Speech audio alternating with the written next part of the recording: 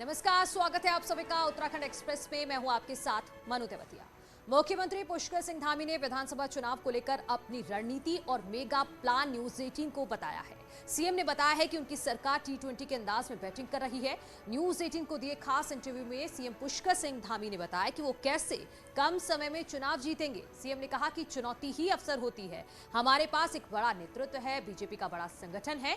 हम 10 ओवर में ही मैच जीतेंगे। अंपायर की भूमिका में जनता है। हम उत्तराखंड को नंबर 1 राज्य बनाना चाहते हैं। राज्य स्थापना दिवस से ठीक पहले सीएम धामी ने ये बड़ी बातें कही हैं।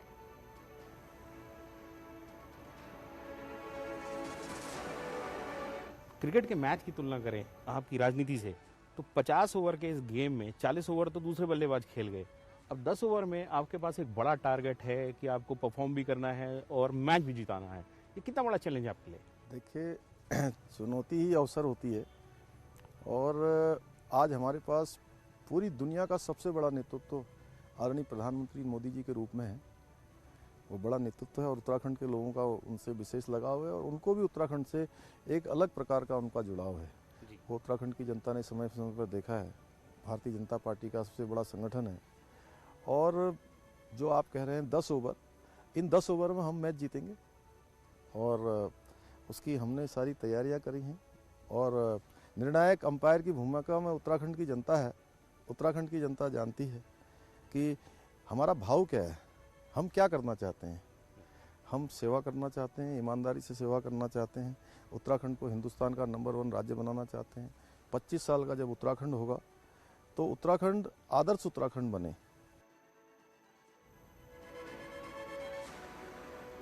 कल उत्तराखंड का राज्य स्थापना दिवस है। धामी सरकार राज्य स्थापना दिवस को इस बार उत्तराखंड महोत्सव के रूप में बनाएगी, जो 7 दिनों तक चलेगा। महोत्सव के तहत गांव से लेकर राजधानी तक विभिन्न कार्यक्रम आयोजित किए जाएंगे। मुख्यमंत्री पुष्कर सिंह धामी ने कहा है कि इस बार राज्य स्थापना दिवस पर उत्तराखंड गौरव पुरस्कार की शुरुआत की जा रही है। इसके तहत विभिन्न क्षेत्रों में उल्लेखनीय योगदान देने वाले 5 प्रतिष्ठित लोगों को पुरस्कृत किया जाएगा।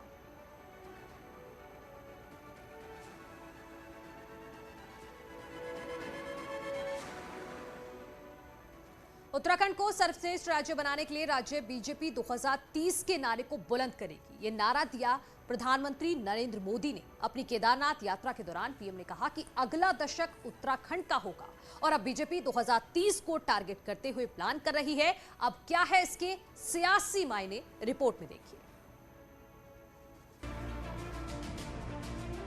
बीजेपी का दावा है कि पिछले 7 सालों में उत्तराखंड के विकास के लिए केंद्र सरकार ने 85,000 करोड़ से ज्यादा की योजनाएं दी। फिर चाहे 12,000 करोड़ की ऑल वेदर रोड हो या फिर 16,000 करोड़ की कर्णप्रयाग रेल परियोजना। केदारनाथ में पीएम ने कहा कि पहाड़ का पानी और पहाड़ की जवानी दोनों ही अब उत्तराखंड के ही काम आएंगी। और पीएम ने ये भी कहा कि आने वाला दशक उत्तराखंड का होगा। मैसेज साफ है कि अगले 10 साल भी डबल इंजन की सरकार की जरूरत होगी और विधानसभा चुनाव की ओर बढ़ रही बीजेपी इससे उत्साहित है।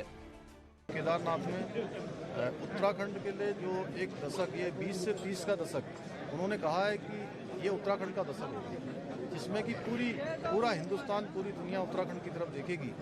तो उसके लिए हम लोग वचनबद्ध हैं, संकल्पबद्ध हैं। और साथ ही साथ हम 2025 में जब हमारा राज्य 25 वर्ष का होगा, तो 25 वर्ष का राज्य जिस पर हम रजत जयंती वर्ष मना रहे होंगे, उस समय हिंदुस्तान का हम आदर्श राज्य बने, हमारा राज्य आदर्श क्षेत्र बने, आदर्श स्थिति में आए। उसके लिए हम लोग पूरी तरह से अपने प्राणों प्राण से काम कर रहे हैं। अगले 10 साल में 4 धाम रोड परियोजना से लेकर ऋषिकेश कर्णप्रयाग रेल परियोजना धरातल पर उतर चुकी होगी। आधा दर्जन रोपवे से लेकर एयर कनेक्टिविटी का विस्तार होने से उत्तराखंड टूरिज्म हब बन चुका होगा।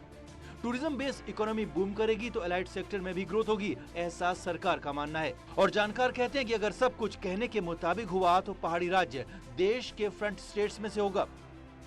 यहाँ पे भी टूरिज्म बेस्ड इकोनॉमी हो जाए अगर, तो बाकी एलाइड जितने सेक्टर्स बाकी के हैं वो साथ में ग्रो करेंगे। बट सेंट्रल स्टेज जो है टूरिज्म में होनी चाहिए और टूरिज्म विदाउट इंफ्रास्ट्रक्चर डेवलप हो ही नहीं सकता। एंड जो प्रॉमिस कर रहे हैं अगर वो होता है तो उत्तराखंड के लिए definitely it will be A boom. PM ने 2030 का नारा दिया तो उत्तराखंड बीजेपी ने इसे लपकने में देर नहीं लगाई, क्योंकि पार्टी को लगता है कि पीएम के इसी नारे पर सवार होकर 2022 के साथ साथ 2024 की वैतरणी भी पार हो जाएगी। देहरादून से न्यूज 18 के लिए सुनील प्रभात की रिपोर्ट। उत्तराखंड की सियासत में आज हरीश रावत ने बड़ा ऐलान किया। हरीश रावत ने ऐलान किया कि कांग्रेस की सरकार आते ही गैरसैंण को स्थायी राजधानी, पूर्णकालिक राजधानी बनाएंगे। कांग्रेस की इलेक्शन कैंपेन कमेटी के चेयरमैन और पूर्व सीएम हरीश रावत ने देहरादून में ये बड़ा ऐलान किया। हरीश रावत ने कहा कि सत्ता में आते ही कांग्रेस इस पर फैसला लेगी और 3 साल के अंदर देहरादून से राजधानी को गैरसैंण शिफ्ट किया जाएगा। गैरसैंण को राज्य की पूर्णकालिक राजधानी बनाएंगे। हरीश रावत ने कहा कि उनकी सरकार के बाद गैरसैंण में कोई काम नहीं हुआ। बीजेपी ने लोगों की भावनाओं के साथ सिर्फ छल किया है और अब कांग्रेस ही राज्य के साथ गैरसैंण के साथ न्याय करेगी। गैरसैंण को उत्तराखंड की स्थायी राजधानी बनाया जाएगा। आप हमसे वो उम्मीद क्यों कर रहे हैं? हाँ, हमसे ये पूछिए आप कि गैरसैंण के अंदर जो इंफ्रास्ट्रक्चर राजधानी के लिए चाहिए वो आप कितने समय में उसका निर्माण कर देंगे? तो मैं आपसे कहूँगा कि हम 2 से लेकर के 3 साल के अंदर उस इंफ्रास्ट्रक्चर का निर्माण करें। हम 2.5 से 3 साल के अंदर पूरा इंफ्रास्ट्रक्चर ले करके राजधानी वहाँ शिफ्ट करें। गैरसैंण को स्थायी राजधानी के सवाल पर सीएम पुष्कर सिंह धामी ने कहा है कि गैरसैंण को अभी ग्रीष्मकालीन राजधानी बनाया गया है। गैरसैंण सभी की भावनाओं और संभावनाओं का एक स्थान है। वहां का विकास हो वो केंद्र बिंदु है, उसी के अनुरूप हम काम करेंगे। उत्तराखंड जब बना था या उत्तरांचल जब बना था, जिसे उत्तराखंड कह रहे हैं, उस समय जो इसकी राजधानी तय नहीं हो पाती। गैरसैंण को समर कैपिटल पिछले मुख्यमंत्री ने बनाया। आपका क्या विचार है कि परमानेंट कैपिटल कहाँ हो उत्तराखंड के? लोग जानना भी चाहेंगे। नहीं, देखिए, अभी गैरसैंण को ग्रीष्मकालीन राजधानी बनाई है और वो हमारी संभावनाओं का, सबकी भावनाओं का एक स्थान है। वो स्थान अच्छा बने और वहाँ का विकास हो और वो केंद्र बिंदु है, हमारे हर प्रकार से केंद्र बिंदु है, उसी के अनुरूप हम काम करेंगे। पिथौरागढ़ के धारचूला से विधायक हरीश धामी ने डीएम ऑफिस के आगे आमरण अनशन शुरू कर दिया है। विधायक का आरोप है कि सरकार उनके क्षेत्र के साथ सौतेला व्यवहार कर रही है, जिसका नतीजा यह है कि आपदा प्रभावितों का अभी तक पुनर्वास नहीं हो पाया है। यही नहीं, धारचूला विधानसभा की आधी से ज्यादा रोड बंद है, जिन्हें प्रशासन महीनों बीतने के बाद भी नहीं खुलवा पाया है। साथ ही विधायक ने वर्तमान जनसंख्या के आधार पर पुनर्वास नियमावली बनाने की भी मांग की है। अधिकार है, इसलिए मैं आमरण अनशन में बैठा हूं और मैंने सरकार को सीधे तौर पे कहा है, अगर कोई हानि होती है, किसी तरह का नुकसान होता है तो उसकी जवाबदेही सरकार की होगी। आज मुझे मजबूरन बैठना पड़ रहा है, जबकि मैं शुगर पेशेंट हूँ, बीपी का पेशेंट हूँ, लेकिन मुझे अपने क्षेत्र की जनता की पीड़ा को देखा नहीं जा रहा है, इसलिए मैं मजबूरन यहाँ पे आमरण अनशन में बैठा हूँ। आगे बढ़ते हैं। गायक दलेर मेहंदी ने आज सीएम पुष्कर धामी से मुलाकात की। मुख्यमंत्री ने दलेर मेहंदी को युवाओं का प्रेरणा स्रोत बताते हुए कहा कि उनकी गायकी समाज में जन जागरण के साथ ही सामाजिक सद्भाव को भी बढ़ावा देने का काम करती है। उन्होंने दलेर मेहंदी को शॉल भेंट कर सम्मानित भी किया। दलेर मेहंदी ने हेमकुंड साहिब को रोपवे से जोड़े जाने की योजना के लिए प्रधानमंत्री नरेंद्र मोदी और मुख्यमंत्री पुष्कर धामी का आभार जताया है। उन्होंने इसके लिए पूरे सिख समाज की ओर से प्रधानमंत्री नरेंद्र मोदी और मुख्यमंत्री पुष्कर सिंह धामी का धन्यवाद किया।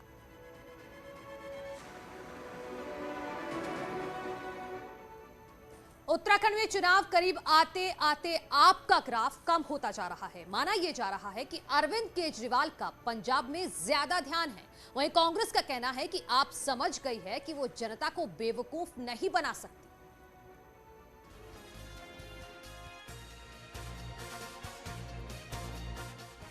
आप नेता इन दिनों अपनी अपनी विधानसभा में खुद ही जोर मार रहे हैं। अंदर खाने चर्चा है कि पार्टी का ध्यान उत्तराखंड से ज्यादा पंजाब पर है। ऐसे में कांग्रेस कहती है कि आप जान गई है कि उनकी दाल उत्तराखंड में नहीं गलने वाली है, क्योंकि 1 लाख लोगों को सरकारी नौकरी मिलना संभव नहीं और ये बात जनता समझ चुकी है। वहीं जानकारों का भी मानना है कि आपका ग्राफ पहले की तुलना में घट चुका है। वो सबसे बड़ी गलती कर गए जब उन्होंने उत्तराखंड जैसे पढ़े लिखे समाज के बीच में घोषणा कर दी कि सरकार में आने के 1 साल के अंदर 1 लाख उत्तराखंडियों को हम सरकारी नौकर बना देंगे।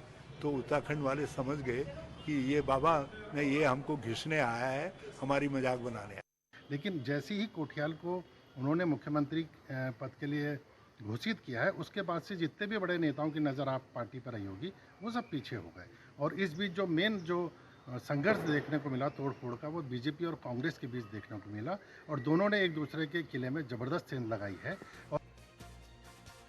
वहीं अजय कोठियाल कहते हैं कि ये सब बोलने की बातें हैं। हम उत्तराखंड में लोगों के पास जा रहे हैं और उन्हें बता रहे हैं कि हम कैसे काम करेंगे। ये सब बोलने की बातें हैं। पार्टी मतलब आज एक कैंपेन के तौर पे अपने इस चीज़ को प्रोग्रेस करेगी, कैसे यहाँ पे एक्टिविटीज़ कर रही है। हमारा जगह जगह जाकर के भ्रमण हो रहा है, हम जगह जगह जाकर के लोगों के साथ इंटरेक्ट कर रहे हैं, उनको अपने इनपुट्स दे रहे हैं कि कैसे हम जब सत्ता में आएंगे तो कैसे ग्राउंड पे काम करेंगे। अब सच्चाई जो भी हो, लेकिन इतना जरूर है कि उत्तराखंड में आपकी स्ट्रैटेजी पर हर राजनीतिक पार्टी की नजर बनी हुई है। न्यूज 18 के लिए देहरादून से भारती सकलानी की रिपोर्ट। बहुचर्चित कुंभ मेला कोविड टेस्ट फर्जीवाड़े मामले में मुख्य आरोपियों को हरिद्वार पुलिस ने नोएडा से गिरफ्तार कर लिया है। रविवार देर रात पुलिस ने मैक्स कॉर्पोरेट सर्विसेज के पार्टनर पति पत्नी शरद पंत और मल्लिका पंत को गिरफ्तार किया है। एसएसपी योगेंद्र सिंह रावत ने कहा कि आरोपियों को जेल भेज दिया गया है। पूछताछ में 5 और लोगों के नाम भी सामने आए हैं। जांच में सामने आए तथ्यों के आधार पर आगे की कार्रवाई की जाएगी। आपको बता दें कि कुंभ मेले के दौरान कोविड टेस्ट फर्जीवाड़ा सामने आया था, जिसमें फर्जी आंकड़ों के आधार पर 1,24,000 से ज्यादा एंटीजन और आरटीपीसीआर टेस्ट दिखाए गए थे। इसकी एवज में 4 करोड़ रुपए का बिल भी मेला प्रशासन को भेज दिया गया था। हालांकि जांच में कोविड टेस्ट के आंकड़े फर्जी पाए गए और उसकी इन्वेस्टिगेशन के दौरान जो इसके मुख्य अभियुक्त थे, जो शरद पंत और मल्लिका पंत हैं, इसके जो केस के मेन अक्यूज जो थे, उनको आज गिरफ्तार कर लिया गया है नोएडा से। और जो बेसिकली इसमें जो सारा गड़बड़ घोटाला है वो ये है कि एक तो जो इनके द्वारा कॉन्ट्रैक्ट हासिल किया गया वो सही नियमों के हिसाब से नहीं था, और दूसरा जो इनके द्वारा डेटा की जो अपलोडिंग की गई वो फिक्टिशियस थे, मतलब काल्पनिक टाइप के जो डेटा थे वो थे। राजधानी देहरादून के थाना डालनवाला इलाके में रिश्तों को तार करने का मामला सामने आया है, जिसमें परिजनों की शिकायत पर पुलिस ने पॉक्सो एक्ट के तहत केस दर्ज किया है। बताया जा रहा है कि नाबालिग लड़की के साथ उसी के रिश्तेदार ने दुष्कर्म किया। वहीं परिजनों को बताने पर जान से मारने की धमकी भी दी गई। मामला तब सामने आया जब कुछ दिन पहले लड़की ने अपने पेट में दर्द बताया, जिसके बाद डॉक्टर को दिखाने पर पता चला कि लड़की 7 महीने की प्रेग्नेंट है। जिसके बाद लड़की ने आपबीती सुनाई। फिलहाल आरोपी फरार है, जिसकी पुलिस तलाश कर रही है। जो कंप्लेनेंट है उनके द्वारा बताया गया कि उनकी 13 वर्षीय जो पुत्री है, उनकी तबीयत खराब होने पर जब वो हॉस्पिटल ले गए तो उन्हें पता चला कि वो 7 माह की गर्भवती है। तो इस संबंध में जब उन्होंने पूछताछ की तो उनके बताया कि उनके घर में ही रहने वाले उनके बुआ के बेटे द्वारा उस लड़की के साथ इस तरीके का काम किया गया। इस संबंध में मुकदमा पंजीकृत किया गया है और विवेचना की जा रही है। बीते 45 दिनों से रोड के लिए आंदोलन कर रहे बेलतड़ी के ग्रामीणों ने पिथौरागढ़ डीएम ऑफिस पहुंचकर जोरदार प्रदर्शन किया। ग्रामीणों ने इससे पहले पीडब्ल्यूडी ऑफिस में भी तालाबंदी की। ग्रामीणों का कहना है कि वो सालों से मात्र 2 किलोमीटर रोड की मांग कर रहे हैं, लेकिन उनकी सुनने वाला कोई नहीं रहा। आंदोलन कर रहे ग्रामीणों ने साफ ऐलान किया है कि अगर विधानसभा चुनाव तक उनके इलाके को रोड से नहीं जोड़ा गया तो वो चुनाव का भी बहिष्कार करेंगे। ग्रामीणों के आंदोलन को कांग्रेस ने भी समर्थन दिया। 15 वर्ष से अशोकनगर भाटीगांव बलतड़ी रोड का जो ठेकेदारों द्वारा 8 किलोमीटर का जो रोड कटिंग थी उसको 6 किलोमीटर में काटा और 2 किलोमीटर में उसमें गमन लगभग 40 लाख रुपए का विभाग के और ठेकेदारों द्वारा मिलकर गमन किया गया है। और आज भी रोड बलतड़ी में रोड नहीं पहुंची है। इसका टेंडर लगा था और उसमें काम भी प्रारंभ हुआ था। जैसे ही 2017 में यहाँ सरकार बदली, विधायक बदला, तो उसमें न ठेकेदार का पता है, न रोड का पता है, न काम का पता है। बाबा केदार की पंचमुखी उत्सव डोली पंच केदार गद्दी स्थल ओंकारेश्वर मंदिर ऊखीमठ पहुंच गई है। आज से शीतकाल के लगभग 6 महीने बाबा केदार की पूजा अर्चना और दर्शन ऊखीमठ के ओंकारेश्वर मंदिर में ही होंगे। बाबा की उत्सव डोली ओंकारेश्वर मंदिर में पहुंचने पर श्रद्धालुओं और मंदिर समिति ने भव्य स्वागत किया। ओंकारेश्वर मंदिर को डोली के स्वागत के लिए विशेष रूप से 3 क्विंटल फूलों से सजाया गया था। भस्म समाधि से विभूषित होकर के 6 माह के लिए समाधि में लीन हो जाते हैं इस विश्व के कल्याण के लिए। और भगवान की जो भोग मूर्ति है, चल विग्रह मूर्ति है, विभिन्न पड़ावों से प्रथम पड़ाव रामपुर में, द्वितीय पड़ाव काशी विश्वनाथ के दिव्य मंदिर में होते हुए आज अपने मठ उषा मठ ओंकारेश्वर मंदिर में विराजमान हो गई है। ऋषिकेश और हरिद्वार की तर्ज पर पहाड़ में नदी किनारे सौंदर्यीकरण किया जा रहा है, जिससे पर्यटकों को आकर्षित करने के साथ ही स्थानीय लोगों को रोजगार भी मिले। चमोली के जलासू में अलकनंदा नदी के किनारे भी पर्यटन विभाग ने ऐसी ही योजना तैयार की है, लेकिन कार्यदायी संस्था ने लेट लतीफी के चलते न सिर्फ इन योजनाओं के निर्माण में देरी हो रही है, वहीं योजना के पूरा होने से पहले ही खराब होने का खतरा भी बना हुआ है। जलासू में अभी तक योजना धरातल पर नहीं उतर पाई है। यहाँ निर्माण के नाम पर टीन शेड के साथ महज बांस के बल्लियों से चारदीवारी का काम किया गया है।